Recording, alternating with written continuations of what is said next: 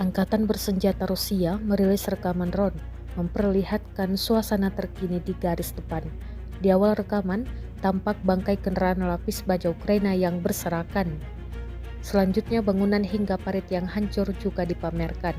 Rekamannya diunggah di Telegram pada Minggu 14 Juli 2024. Dalam keterangan unggahan disebutkan, selain menampilkan alat tempur dan bangunan yang hancur, militer Rusia juga menampilkan detik-detik serangan yang membabi buta.